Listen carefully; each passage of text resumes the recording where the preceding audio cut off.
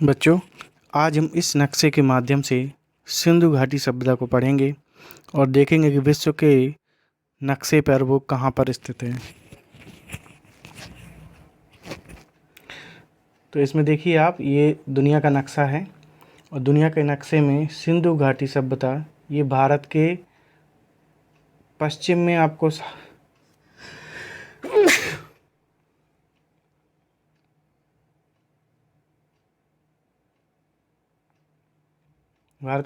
आपको साफ साफ दिखाई दे रही होगी। ये जो डॉट डॉट वाला जो एरिया है, ये वाला, ये आपकी पूरी सिंधु घाटी सभ्यता है, जिसका कुछ हिस्सा आपको पाकिस्तान में दिखाई दे रहा होगा, कुछ भारत में दिखाई दे रहा होगा।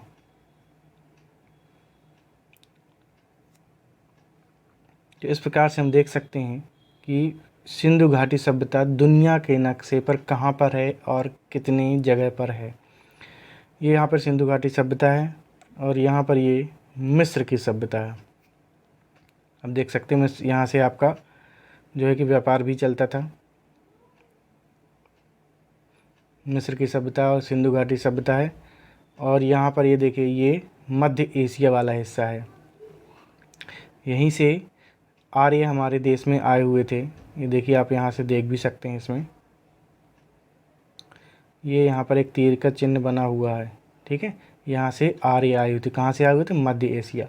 और मध्य एशिया के ऊपर से एक पर्वत आपको दिखाई दे रहा होगा, देखिए, आल्पस पर्वत। आल्पस पर्वत के पास से आए हुए थे मध्य एशिया से आर्य हमारे देश में। और यहीं पर ये कैंपियन सागर है, ठीक है। और ये देखिए, यहीं पर है मेसोपोटामिया की सभ्यता। वहीं से जो है कि हम लोग व्यापार करते थे। और सिंधु घाटी की सभ्यता जो है वो आपने देख ही ली कि यहाँ पर है ऊपर। बच्चों, यहाँ पर एशिया है। ये यहाँ पर आपका उत्तरी ध्रुव है और यहाँ पर अफ्रीका है। अफ्रीका के जस्ट ऊपर अपना मिस्र देश, मिस्र की सभ्यता है।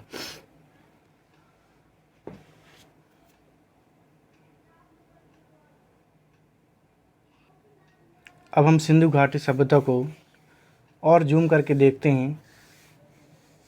ये देखिए, सिंधु घाटी सभ्यता, जैसा कि हमने बताया था, ये ट्राइंगल यानी कि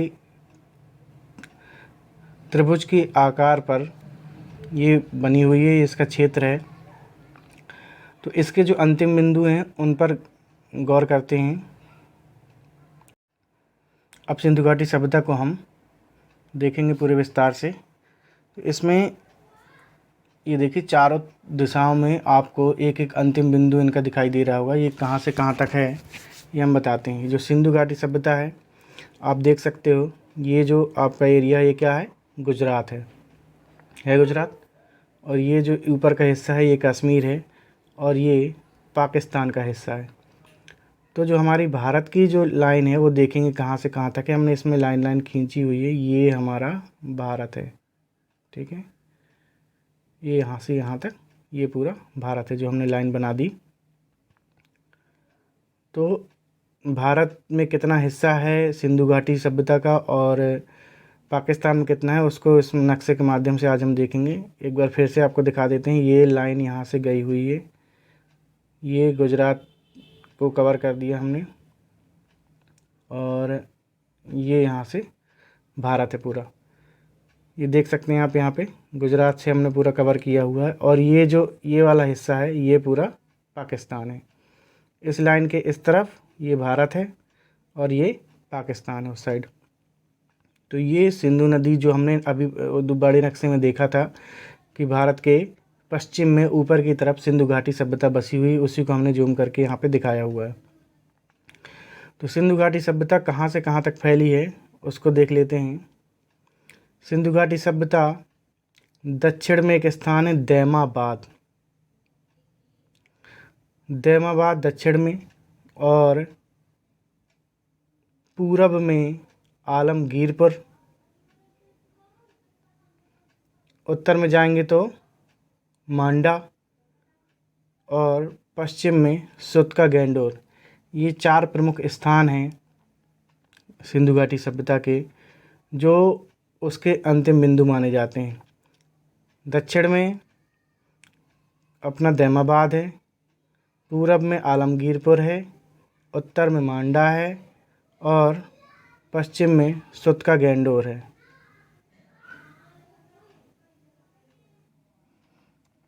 जो हमारा सुत का गैंडोर है ये दास की नदी के किनारे स्थित है और जो मांडा है, मांडा चिनाब नदी के किनारे स्थित है।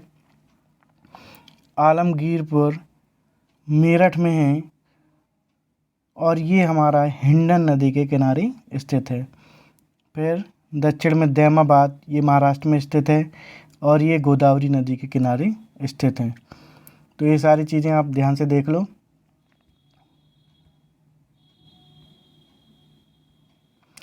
सुत का गैंडोर दास की नदी के किनारे, मांडा चिनाब नदी के किनारे, आलमगीरपुर ये आपका हिंडन नदी के किनारे है और दैमाबाद ये आपका गोदावरी नदी के तट पर बसा हुआ है।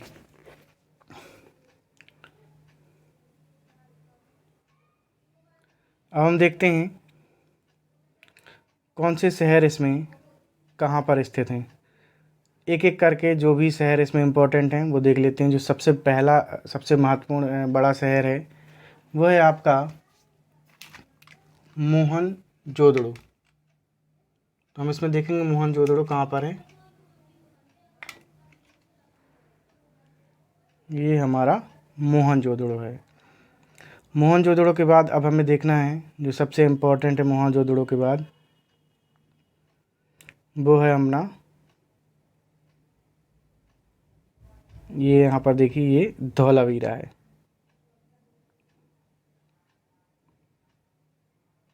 एक एक करके सारे जो इम्पोर्टेंट सिंधु घाटी सभ्यता के स्थल हैं वो हम लोग लाइन से देखेंगे।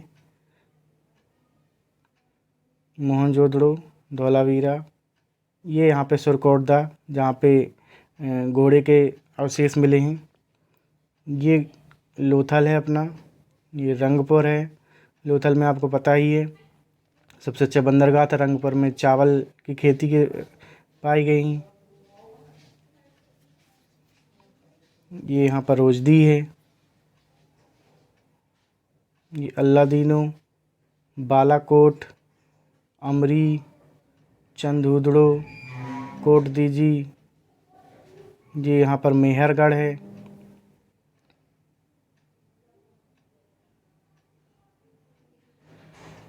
यहाँ पर ये राखीगढ़ी है।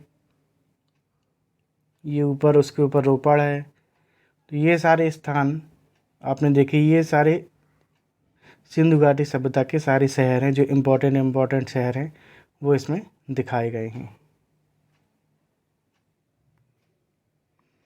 ये यहाँ पर कालीबंगा है, ये बनावली है और बनावली के जस्ट ऊपर यहाँ पर हड़प्पा है। तो हड़प्पा जो है कि आपको पता है पहला शहर है, उसके जस्ट नीचे बनावली है, फिर कालीबंगा, राखीगढ़ी, यहाँ पे कोटदीजी, चंदहुदड़ो, मोहनजोदड़ो, मेहरगढ़। एक एक चीज़ हम आपको दोबारा बार बार रिवीजन करवा रहे हैं। आप लोग को फिर से इसको बनाना चाहो तो कॉपी में बना लो और ध्यान से देखो कौन सा नक्शा कहाँ पर है। सुरकोटदा, लोथल, रंगपुर, रोजदी, ये हमने इसको फिर से साफ कर दिया। एक बार फिर से इस नक्शे को देख लीजिए।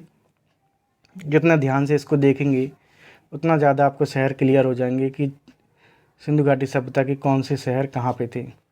इसमें जो सबसे ज़्यादा इम्पोर्टेंट है वो आप लोगों को पता ही है।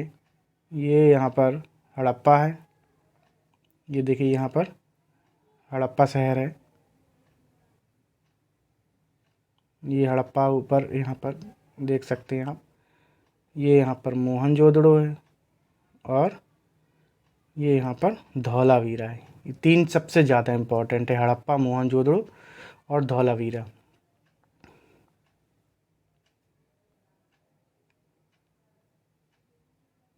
ये सिंधु घाटी सभ्यता के 10 बड़े अक्षर हैं जो हमने आपको बताए हुए थे। जो 10 बड़े अक्षर इनके गेट पे मिले हुए थे, ये 10 अक्षर हैं जो धौलावीरा के गेट पर मिले हुए हैं। इनको आप ध्यान से देख लो। इस प्रकार से ये लोग अक्षर बनाते थे। अब हम देखेंगे सिंधु नदी कहाँ से कहाँ तक फैली हुई है। तो ये आप देख सकते हैं यहाँ पर, ये सिंधु नदी यहाँ पर लिखा हुआ है, और ये ऊपर जो लाइंस हैं सारी वो सिंधु नदी की हैं। जो पीछे यहाँ से ये सिंधु नदी देखिए यहाँ से निकलती है, और यहाँ से निकलने के बाद एक लाइन ये यहाँ पर गई हुई है और एक धारा इसकी यहाँ पर गई हुई है, और फिर यहाँ से ये सिंधु नदी 5 भागों में देखिए यहाँ पर ऐसे बढ़ जाती है इस प्रकार से सिंधु नदी, और बाद में एक होकर के ये अरब सागर में यहाँ पर गिर जाएगी। तो जो सिंधु नदी है वो भारत देश के ऊपरी हिस्से में यानी कि जम्मू कश्मीर को क्रॉस करते हुए ये पाकिस्तान से गुजरते हुए अरब सागर पे जाती है। अब हम देखते हैं यहाँ पर जो सिंधु नदी की कौन कौन सी इसमें शाखाएं हैं, वो कहाँ कहाँ से निकलती हैं, उसके बारे में देखते हैं। ये देखिए ये भारत का ऊपरी हिस्सा है, और इसमें अब हम सिंधु नदी को ध्यान से देखेंगे कौन सी चीज़ कहाँ पर है। तो यहाँ पर देखेंगे ये मानसरोवर झील है जहाँ से सिंधु नदी निकलती है। ये ऊपर मानसरोवर झील है, यहीं से सिंधु नदी का उद्गम होता है। यहाँ पर ये दम चौक है, ये यहाँ पर रासक ताल है, यहाँ पर जहाँ पे बिंदु दिया हुआ है। और आप देख सकते हैं मानसरोवर झील के पास से यहाँ से ये सिंधु नदी यहाँ पर उद्गम स्थल यहाँ पर होता है इस तरीके से। और फिर सिंधु नदी से कौन कौन सी नदियाँ इसमें इसकी जो सहायक नदियाँ वो बनती हैं, तो हम देखेंगे यहाँ पर। सबसे पहले तो आपकी सिंधु ही हो गई, ये जो यहाँ से यहाँ तक गई हुई है सबसे पहले सिंधु ही हो गई है। और फिर दूसरी जो इसकी शाखा है वो व्यास नदी है। फिर है आपकी झेलम, चेनाब, रावी, सतलज, और ये आपकी मीठनकोट। तो जो इसके जो मेन जो नदियां हैं वो व्यास नदी है, झेलम है, चेनाब है, रावी है और सतलज है। कितनी हो गई? 1 2 3 4 5। ये 5 इम्पॉर्टेंट हैं, व्यास, झेलम, चेनाब, रावी, सतलज। ये सभी सिंधु नदी की सहायक नदियां हैं, और यही इम्पोर्टेंट है। सारी की सारी सिंधु घाटी सभ्यता इन्हीं नदियों के किनारे बसी हुई है। और ये हमारा पूरा आप देख सकते हैं भारत का ऊपरी हिस्सा जम्मू कश्मीर वाला हिस्सा है। और यहाँ पर हमने बताया आपको ये मानसरोवर झील है, ये पॉइंट दिख रहा है, यहीं पे दमचैक है, यहीं से हमारी सिंधु नदी का उद्गम स्थल है, यहीं से निकलती है। और इसके जस्ट नीचे रासक ताल है।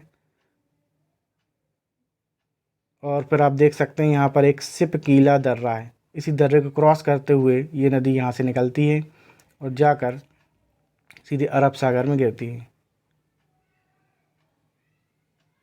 अब हम सिंधु नदी का एक छोटा सा चित्र आपको दिखाना चाहते हैं। ये सिंधु नदी का लाइव चित्र है। इस प्रकार से सिंधु नदी हमारी बहती है। ये देखिए एक और दृश्य सिंधु नदी का हम दिखा दें। तो जो भी चीज़ आज की क्लास में बताई है उसको नोट कर लें। अगली क्लास में जो भी बताएंगे उसके लगातार आप नोट्स बनाते रहिए ताकि आगे की तैयारी में आपको मदद मिले। और जिन लोगों तक क्लास नहीं पहुंची उनको ज़रूर शेयर कर दें।